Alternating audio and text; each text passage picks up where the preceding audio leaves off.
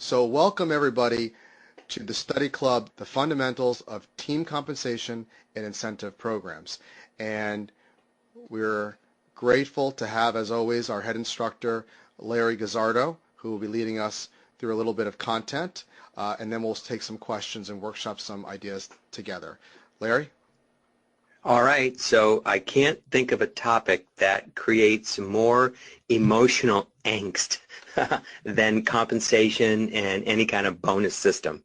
And all I want to say to everybody is that whether the staff member acts like they care about it or not, all of them want time with the boss to talk about their job and to talk about their salary. And again, whether they say it or not doesn't mean that they're aware that they haven't gotten their review and that nobody has talked to them about their salary. So it's very emotionally charged, and it could be very motivating for people, and it can show them how to do their job better, and it can encourage them to want to take on new responsibility, or it could take all the wind out of their sails. And so what I want to talk to you about is a very simple system that, when done correctly, really engages your employees and rewards them for good performance, teaches them about how they can do their job better, and gets them to want to do better.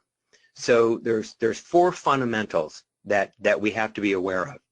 And I already gave them to Tom so he wouldn't have to be typing like a madman. But number one, increases are always based on merit and not on longevity.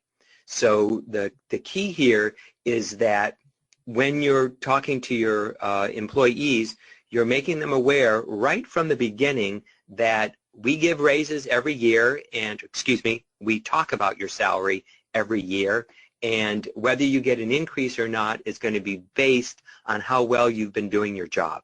And let them know it's not based on how long you've been here, because everybody knows that if the team can automatically expect 1.5% or 2.5% or maybe 3% increase in salary, or if they automatically get some type of cost of living, which wouldn't amount to much, these days. But my point is, if they know that they're just automatically going to get a raise, then they know they don't have to do anything to earn it.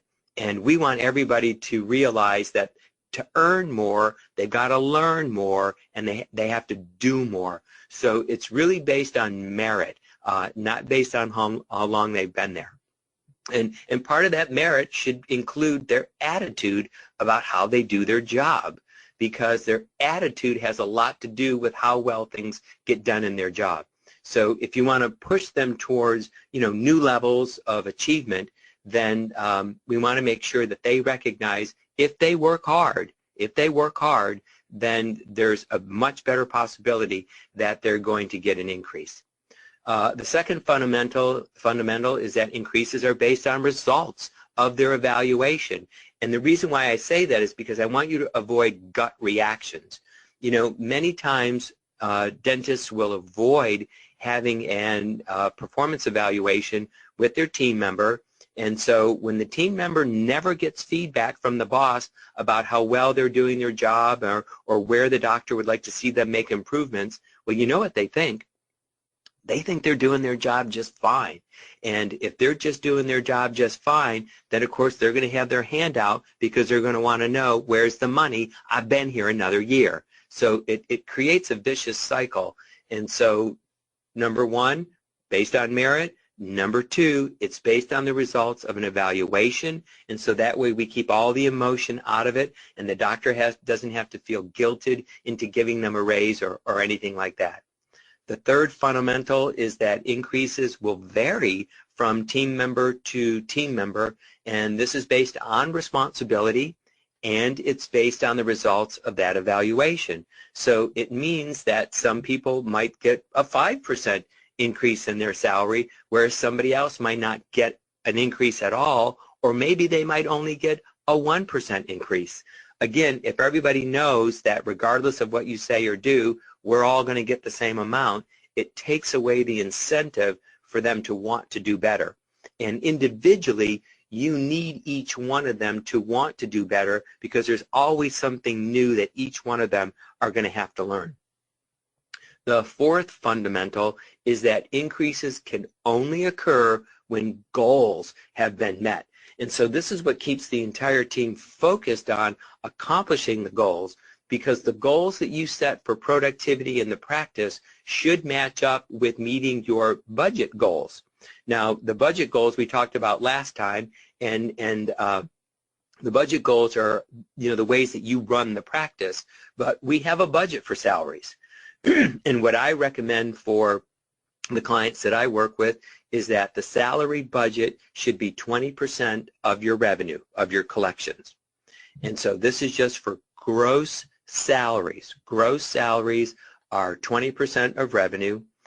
When we talked about budgeting last time, we did mention that on top of salaries, there's also a budget for fringe benefits. That's 3%. And there is a budget for taxes.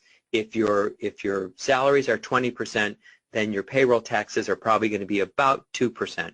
So you've got 20%, 3% for fringe benefits, and 2% for taxes. So that means the total compensation for your team should be no more than 25%. And the goals should be set so that if you meet your goals, your gross salaries are at 20%. So if you're a typical office and you've got, say, 2 people at the business office, then the breakdown would be your budget would be 8% would be spent on the business office. If you have 2 assistants, then the breakdown would be 6% for them, and the hygienist would be 6%. So that's where you get your 20%. If you're in an office that has more than 1 hygienist, then the business office drops because of the increase in revenue that you get from the hygienist. So the business office would go down to 6. The assistants would stay at 6, but because the hygienists are more highly compensated than other individuals, their compensation goes up to 8. But the breakdown changes, but the 20% stays exactly the same.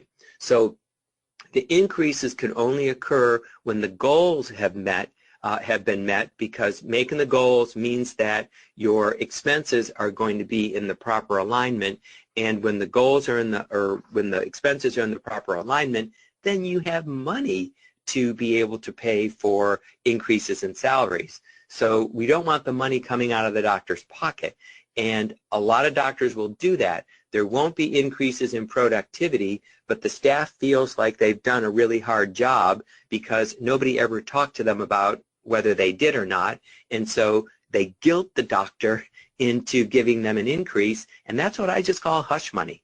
But it doesn't feel good when you have to give a raise that you know you can't afford. And so the team has to understand that increases can only occur when goals have been met. And so when the goals are met, that means the salaries are within 20%, and so we can increase in salaries. So to put this all together, and this is where, Tom, I want you to put up the first handout, the one that talks about the job description, is to get all this to work, there has to be a job description for the team. And again, in the clients that I work with, we make up a job description for each position that's in the practice. This one just happens to be for the treatment coordinator. We have a written description of the job so that everybody can see all the conditions of their job. We let them know that there's certain physical requirements. They have to have good hand-eye coordination. They have to be able to walk, stand up, bend over. You know what I mean? They have to be in good physical condition. We warn them that there are some hazards of the job because of the dental environment, and there's some specific objectives that are there. So there's always the position description. And then the very next page of this little packet that we make up for each employee is the specifics for their job. So we list them out very easily, each task that the individual is responsible for. And depending on the staff member, this might be 1 page, 2 pages, heck, it could go on for 3 or 4 pages, just depending on what it is. So we want them to have a written description of their job, and then we want them to have a written list of all the tasks that they're responsible for. Once this has been determined, I ask the doctor, give this to each one of your staff members, have them look at all of the things that you want them to be responsible for, get agreement from them that, yep, these are the things that I should be doing. If we see something on there that doesn't belong there, we take it off and we put it on the other person's job description.